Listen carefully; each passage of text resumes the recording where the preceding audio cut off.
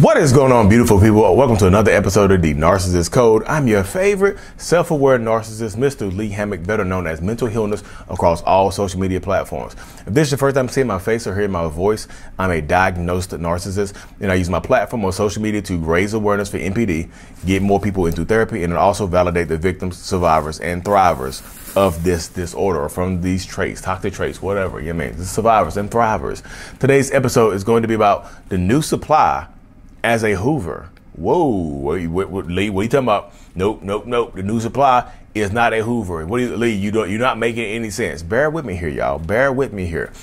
Think about how it's going. Let me preface this by saying it's going to sound like super scheming, super insidious, super, you know what I mean? It's going to be a different vibe to this video. So the narcissistic person, if they leave you for somebody else, if they're discarded, or you leave, if you break up with them and they find somebody else really quickly, they move on really quickly, and they're doing good with that person really quickly, if they seem happy really quickly with the new person, okay, of course, it's the love bombing phase for the new person. It's the idealization phase for the new person.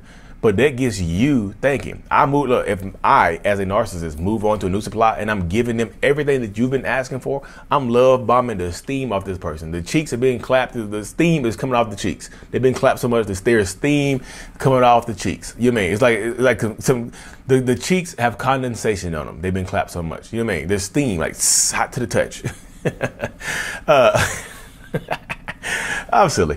But seriously, you see me doing all this stuff, I look like a changed person, don't I? I seem like a changed person because I'm changing.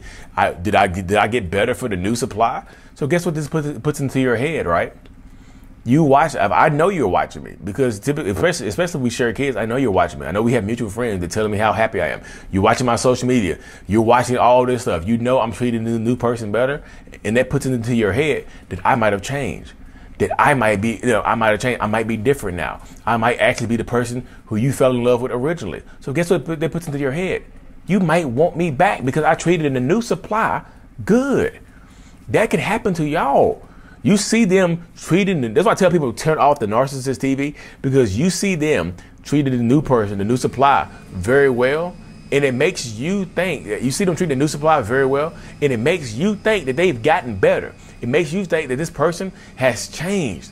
And now, guess what? You still love them, you still care about them because y'all just broke up. This new relationship is still fresh. You see them being better, so you might want them back. It makes sense. Does it not make sense with that right there, y'all? Does that right there not make sense? Yeah, it does. It makes sense because that's how it happens sometimes. You get to the point where they are treating the new supply so good that you want them back. And guess what happened? You reverse Hoover yourself a lot of times. Or you take their bait. They tell you that that things look good on the outside, but they're not good on the inside. I miss you. Rabble, rabble, rabble. And then guess what? Not only are they clapping the new supply cheeks or getting their cheeks clapped or whatever, they're messing with you now. Now they got you too. Now they got both of y'all. So now let's see, the new supply could be used as a Hoover to suck you back in. I could not even want this new person, but I know you're watching. You want to see that I change? You want me to change so bad? So I'm changing, quote unquote, for the new person. So you can watch this. You watching it now. You watching me You're watching me treat the new person better. So now you want me back. It happens all the time. Don't let that go. I know people are like, that will never happen. It happens all the time, y'all. I've talked to so many people. I've literally talked to, since I've been on this journey since May of 2020, I've literally talked to thousands of, this is not an exaggeration, to thousands of people. And some of them, this story, it happens all the time. Like I tell you, like, you know that they can be trying to Hoover you back in by treating this new person good, right? What do you mean, Lee? They could absolutely be using this new person as a pawn to get you back in their life. Because this is how it happens. Sometimes you'll take them back, they'll discard the new supply and be right back in your good graces.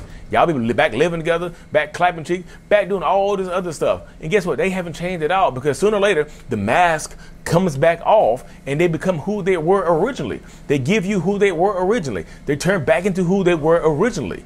It happens literally. It happens all the time. I promise you. This is not me making this up. This happens all the time. It just does. Like I said, when you're dealing with narcissistic people, toxic people, you have to understand that this is kind of the way of the world with that. they can use that new person, my behaviors towards the new person it could entice you to take me back. I'm smiling in your face at the kid when we exchanging the kids at the meetups and stuff like that. I'm doing better. I'm being more respectful to you, but I got a plan. My plan is to get you back. I have a sinister, slow look. Time is irrelevant. I don't care how long it takes. I'm going to get you back. I want you back. The narcissistic person, typically, they like having backup supplies. They like having a fail safe just in case this new relationship doesn't work. They like to have a backup plan. So you want to be the backup plan to somebody else? You know what I mean? The new supply could absolutely be used to suck you back into a relationship dynamic with that narcissistic person. It absolutely can. I know people just like, Lee, that never. I'm just telling y'all. I know this from experience. Have you done this before, Lee? Have I done this before? So first of all, I've been married for 12. I've been with my wife for almost 11 years this year. So before that, did I do some stuff like that? Yeah. I've actually done something that's very similar to this stuff before. Let me keep it hot with you. I have. I told y'all this story about me dating the narcissistic woman, me dating the woman who worked with me, who ended up being a narcissist. I was using her to get my son's mom back. I was treating her good, and we all worked together. I was treating her good to get my son's mom back. I would go tell my son's mom, I'm just like, you know, it looks good from the outside looking in, but I just miss you. I miss the whole family dynamic we used to have. I miss all of that. You know what I mean? I miss all of that. And now if I tell you I miss all of that, guess what happens? You get ensnared into it and you want me back. And I've done it before. I've seen this. I've had this experience before, y'all. This is not something I made up off the top of my head. I just thought about this story. I was like, let me put this in a video. I thought about doing this, y'all. Like I said, I have moments of where I'm just sitting there thinking about stuff that I've done and stuff that that could be happening in real life to somebody else. So if the narcissistic person has moved on, regardless of whoever broke up with who is irrelevant. But if they've moved on to someone else and you are watching them treat the new person better, that can make you want them back. Does not make sense to you.